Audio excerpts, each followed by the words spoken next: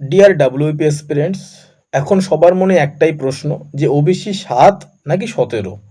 দেখো, যদি আমরা আবেগ দিয়ে ভাবি তাহলে যারা ইউআর ক্যান্ডিডেট আছে তারা বলবে ৭%, আবার যদি যারা ওবিসি ক্যান্ডিডেট আছে তারা বলবে ওবিসি ১৭%।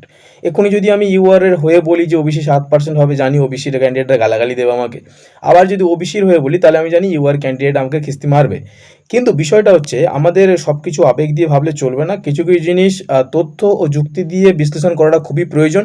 সেই তথ্য এবং যুক্তি দিয়ে বিশ্লেষণ করার আগে আমি তোমাদেরকে কিছু জিনিস দেখাচ্ছি, সেই ডেটাগুলো দেখলে তাহলে তোমরা বুঝতে পারবে যে আমাদের পরবর্তী যে রিক্রুটমেন্টগুলো চলছে সেগুলোতে কি হতে পারে, বা পরবর্তী রিক্রুটমেন্টে তোমরা বুঝতে পেরেছো যে ৭% হতে চলেছে, কিন্তু অনগোয়িং যে রিক্রুটমেন্টগুলো যেমন হচ্ছে WP, KP constable, WP constable, SI, এগুলোতে যে কি হতে চলেছে সেগুলো তোমরা বুঝতে পারবে। কিন্তু বিশ্লেষণ করার আগে তোমরা এই তথ্যগুলো দেখে নাও, দেন আমরা বিশ্লেষণ করব যে ওবিসি ৭ নাকি ১৭। ঠিক আছে, চলো আগে তথ্যগুলো দেখিয়ে দিই। দেখো, এখানে কি বলা হয়েছে যে কলকাতা হাইকোর্টের রায় এবং পশ্চিমবঙ্গ সরকারের বিসিডাব্লিউ পর্যালোচনা অনুযায়ী চলমান নিয়োগ প্রক্রিয়াগুলিকে ৩টি নির্দিষ্ট সময় পর্বের ভিত্তিতে ভাগ করে ওবিসি ৭ ও ১৭ নির্ধারণ করা হয়েছে।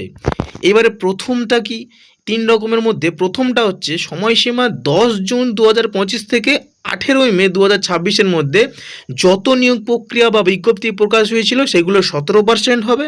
এবং সেকেন্ডটা হচ্ছে সময়সীমা ১৮ই মে ২০২৬-এর পর শুরু হওয়া যত বিজ্ঞপ্তি জারি হয়েছে বা নতুন ও চলমান নিয়োগ প্রক্রিয়া সবগুলি ৭% নীতি প্রয়োগ করার প্রস্তুতি চলছে। কিন্তু ৩ নম্বরটা কি বলছে, ৩ নম্বরটা বলছে যে ২২শে মে ২০২৪ এর পূর্বে শুরু হওয়া নিয়োগ প্রক্রিয়াগুলি আদালতের আইনি রক্ষা কবচ ও পুরনো নিয়ম অনুযায়ী যেমনভাবেই চলছিল সেভাবেই খতিয়ে দেখা হচ্ছে। দেখো, তাহলে তোমরা এতগুলো তথ্য বিশ্লেষণ করে কি বুঝলে, যে ২২শে মে ২০২৪-এর আগের যত রিক্রুটমেন্টগুলো ছিল সবগুলি প্রায় ১৭% ওবিসি ধরেই চলা হবে, এবং ১৮ই মের পর থেকে যত রিক্রুটমেন্ট নতুন নোটিফিকেশান দেওয়া হয়েছে সবগুলো ৭% ধরে চলমান হবে। এবার বেসিক নলেজ, যদি বেসিক নলেজ দিয়ে আমরা দেখি যে আমাদের ডাব্লিউপি কনস্টেবলের রিক্রুটমেন্ট কিংবা এসআই, কেপিএসআই, ডাব্লিউপিএসআই সব কিছু কিন্তু হয়েছিল ২২শে মে ২০২৪-এর আগে, কারণ ডাব্লিউপি কনস্টেবলের নোটিফিকেশান দেওয়া হয়েছিল ১লা মার্চ ২০২৪, এবং সেই ডাব্লিউপি কনস্টেবল নিয়োগের প্রায় প্রিলিমিনারি ছিল না, ডাইরেক্টলি মেন, পিইটি, পিএমটি এবং ইন্টারভিউ সবই সমাপ্ত হয়ে গেছে। সুতরাং এই রিক্রুটমেন্টটাতে ৭% ওবিসি নিয়ে আসলে প্রচণ্ড ঝামেলা এবং জটিলতার সৃষ্টি হবে, যার কারণে একদম স্পষ্ট বোঝা যাচ্ছে যে ডাব্লিউপি কনস্টেবলের ১৭% ওবিসি হতেই চলেছে। কিন্তু কেপিএসআই এবং ডাব্লিউপিএসআই এর মেন পরীক্ষা অলরেডি অতিক্রান্ত, অর্থাৎ অনেকেই আছে যারা প্রিলিতে ১৭% ওবিসি নিয়েই মাঠে গিয়েছে এবং মাঠ পাস করে মেন দিয়েছে। সুতরাং সেক্ষেত্রে যারা ১৭% নিয়ে পাস করেছে তাদেরকে ৭% দিয়ে আটকানোর কোনো মানে হয় না। তো বেসিক নলেজ যদি একটু সাধারণ বুদ্ধি দিয়ে আমরা দেখি, তো কেপিএসআই এবং ডাব্লিউপিএসআই যার মেন অলরেডি হয়ে গেছে, এই রিক্রুটমেন্টটা ১৭% নিয়েই রেজাল্ট আসতে চলেছে।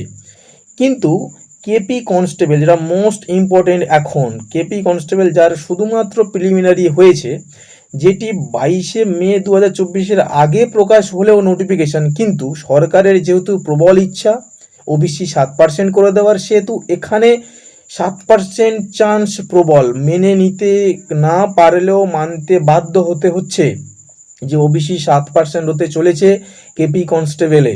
সুতরাং সবাই সেভাবে মাইন্ড প্রিপারেশান নিয়ে রাখো যে ৭% ধরেই চলেছে। এছাড়া এই সপ্তাহে লাস্ট ছিল যে তথ্য জমা দেওয়ার, যে রিক্রুটমেন্টগুলোর পজিশন কি। এবার পরের সপ্তাহে আমাদের অফিসিয়ালি নোটিফিকেশান চলে আসতে পারে যে আমাদের কোন রিক্রুটমেন্টে কত হতে চলেছে।